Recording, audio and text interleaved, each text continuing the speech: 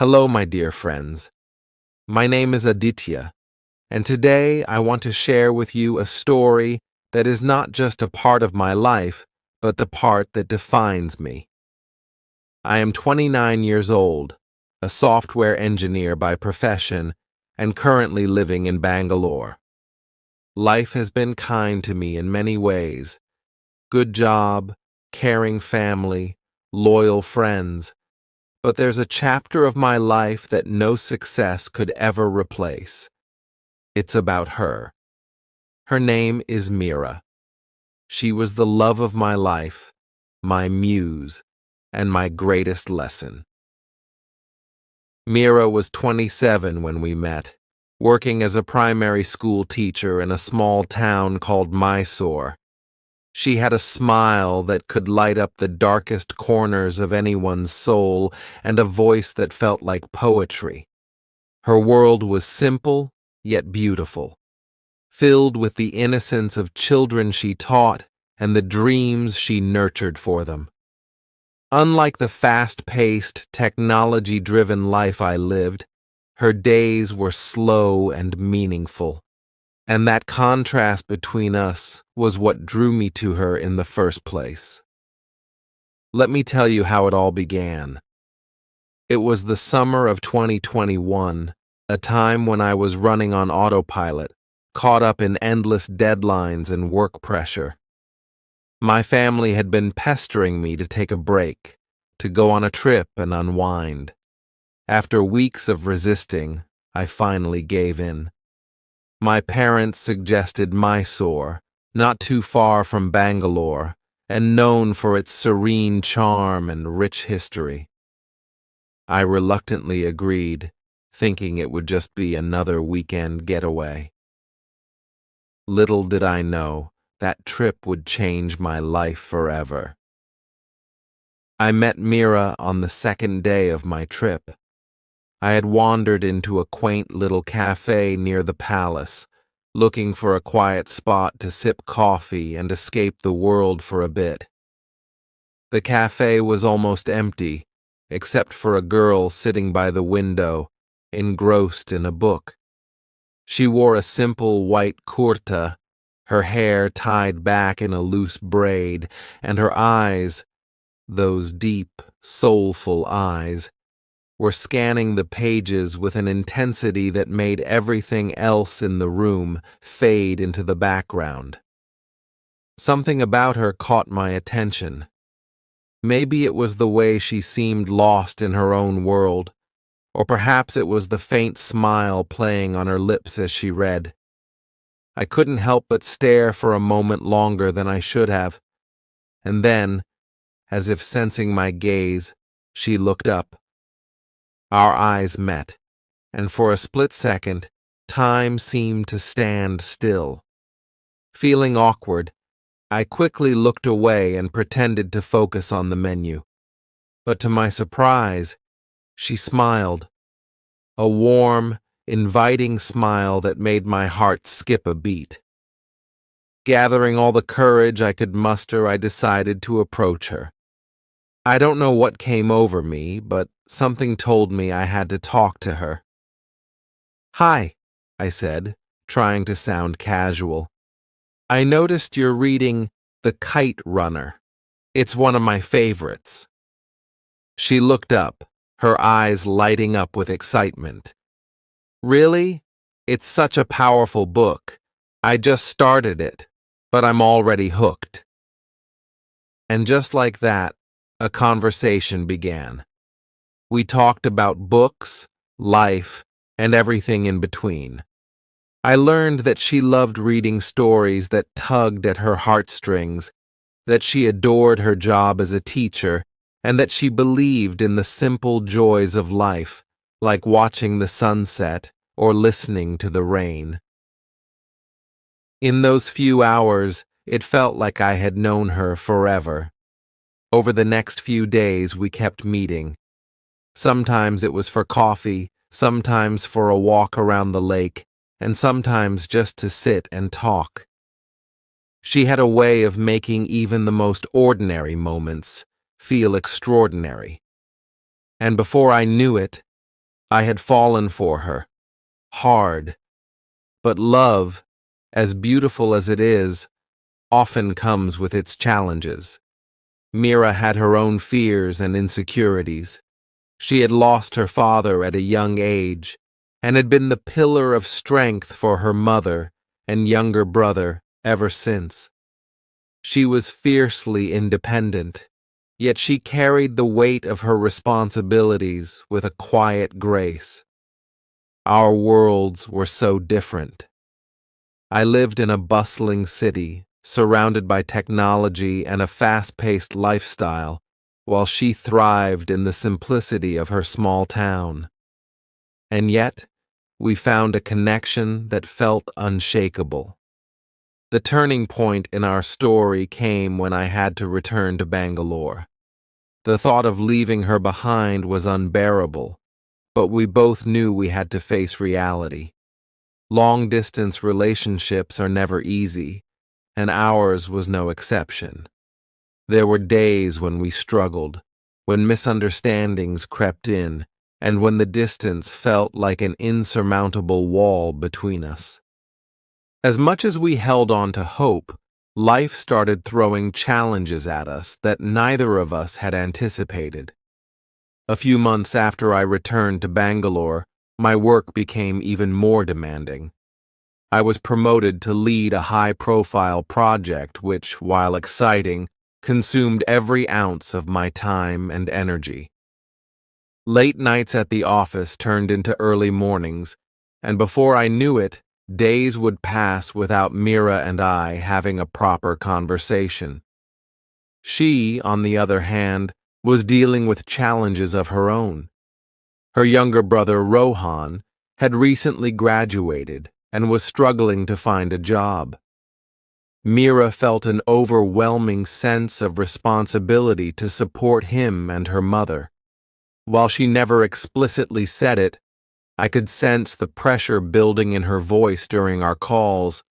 Despite it all, she would always say, "We'll get through this, Aditya, together." But the cracks in our relationship started to show. Misunderstandings became more frequent. There were days when I missed her calls because I was stuck in meetings or too exhausted to talk, and days when she wouldn't respond to my messages because she was dealing with her own battles. The physical distance between us amplified every small argument, and for the first time, I felt like I was losing her. One evening, after a particularly long day at work, I received a message from her that stopped me in my tracks. "Aditya, can we talk? I think we need to figure out where this is going." My heart sank. I knew what was coming, but I wasn't ready to face it. That night, we had one of the most difficult conversations of my life. Mira, as always, spoke with honesty and clarity. "Aditya," she said, her voice trembling, "I love you. I always will. But I feel like we're drifting apart. It's not your fault or mine. It's just the circumstances. I can't be in a relationship where we're constantly fighting against time, distance, and everything else. It's starting to hurt more than it brings joy." I begged her to reconsider, to hold on a little longer. "Mira, please," I said, my voice breaking. "We can make this work. I'll try harder, I promise. Don't give up on us." But Mira, wise beyond her years, said something that has stayed with me ever since. "Aditya, love isn't just about holding on. Sometimes it's about letting go, even when it hurts, if it means giving each other the chance to heal and grow. Maybe, someday, our paths will cross again. But for now, we need to let each other go." And just like that, she walked out of my life. I was devastated. The weeks that followed were a blur of sleepless nights and endless questions. I replayed every moment we shared, trying to figure out where we went wrong. But deep down, I knew she was right. We had tried our best, but sometimes love alone isn't enough. Months turned into years. I buried myself in work, trying to fill the void she had left. I dated a few people, but no one came close to what Mira and I had shared. Every time I saw something that reminded me of her, a book we had discussed, a song we had loved, it felt like a fresh wound. Then, one day, something unexpected happened. It was a crisp winter morning in December 2023. I was in Mysore again, this time for a business meeting. After the meeting, I decided to visit the same cafe where I had met Mira, partly out of nostalgia and partly because I still clung to the hope of seeing her again. As I walked in, my heart skipped a beat. There she was, sitting by the same window, looking as radiant as ever. She was reading a book, just like she had been the first time we met. For a moment I froze. A part of me wanted to turn around and leave, afraid of reopening old wounds. But another part of me, perhaps the part that never stopped loving her, compelled me to walk toward her. "Mira," I said softly, my voice barely above a whisper. She looked up, and when her eyes met mine, I saw a mixture of surprise, joy, and something else, something I couldn't quite place. "Aditya," she said, her voice trembling. I can't believe it's you." We sat down, and for the first time in years, we talked. Really talked. She told me about her life, how she had moved to Bangalore to support her brother, who had finally found a job and was thriving. She had also started a small initiative to teach underprivileged children, a dream she had always talked about but never had the chance to pursue before. After that unforgettable reunion, life felt as if it had finally come full circle. Mira and I didn't rush into decisions. We took our time to rebuild the trust and connection that had once been the cornerstone of our relationship. We talked for hours about our past, our dreams, and even the mistakes we made along the way. It was cathartic, healing, and most importantly, it reminded us why we had fallen in love in the first place. One evening, a few weeks after our reunion, we found ourselves walking along the Mysore Palace, lit up in all its glory.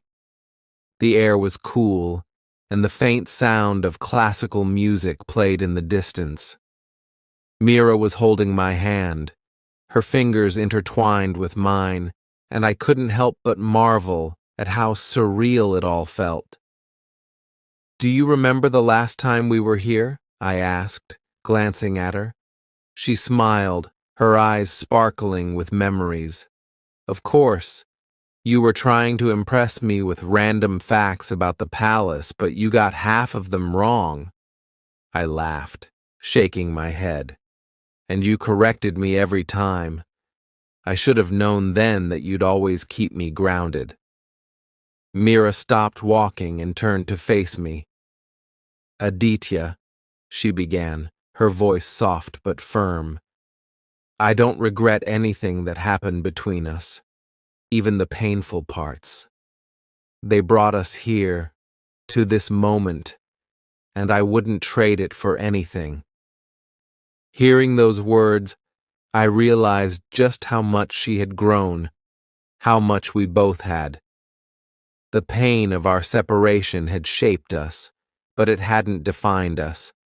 Instead, it had prepared us for a love that was deeper, stronger, and more enduring than before. As the months passed, we slowly began to weave our lives together. Mira moved to Bangalore permanently, and we rented a small apartment in Indiranagar. It wasn't fancy, but it was ours. A space filled with laughter, love, and the occasional argument about whose turn it was to do the dishes. She continued her work with underprivileged children, and I supported her in every way I could, whether it was helping her design lesson plans or attending fundraisers for her initiative. Seeing her so passionate about her work made me fall in love with her all over again. She had a way of bringing light into even the darkest corners of the world. Meanwhile, my career also reached new heights. I was promoted to a senior position, which came with its own set of challenges, but Mira was always there to remind me to take breaks and prioritize what truly mattered. We learned to balance our individual aspirations with our shared dreams, and it was a lesson that strengthened our bond even further. The proposal wasn't a grand, elaborate affair. It happened on a quiet Sunday morning as we sat on the balcony of our apartment, sipping coffee and watching the sunrise. I didn't have a ring, a speech, or even a plan. All I had was an overwhelming sense of certainty that I wanted to spend the rest of my life with her. "Mira," I said, breaking the comfortable silence. She looked at me, her eyebrows raised in curiosity. "I don't have a big speech prepared, and this isn't exactly the most romantic setting, but will you marry me?" For a moment, she just stared at me, her eyes wide with surprise. Then, a smile spread across her face and she nodded, tears streaming down her cheeks. "Yes, Aditya. 1,000 times yes." We hugged, laughed, and cried all at once, and in that moment, I knew we had everything we needed. Love isn't about grand gestures or perfect moments. It's about the small, everyday acts of kindness, understanding, and commitment that make a life together meaningful. Our wedding was a simple yet beautiful affair. We decided to hold it in Mysore, the place where our story had both begun and been reborn. Surrounded by our closest friends and family, we exchanged vows under a canopy of flowers, promising to love and support each other through all of life's ups and downs. As we stood there, hand in hand, I couldn't help but feel an overwhelming sense of gratitude for the journey that had brought us to this moment, for the lessons we had learned along the way, and for the love that had endured despite everything. Today, as I share this story, Mira and I are building a life that we're both incredibly proud of. We've faced challenges, celebrated victories, and created memories that will last a lifetime. And through it all, we've learned that love isn't about perfection. It's about showing up, day after day, for the person who means the world to you. If there's one thing I hope you take away from our story, it's this: love isn't always easy, but it's always worth it. So if you ever find yourself questioning whether to hold on or let go, remember that sometimes the greatest love stories are the ones that take a little longer to unfold.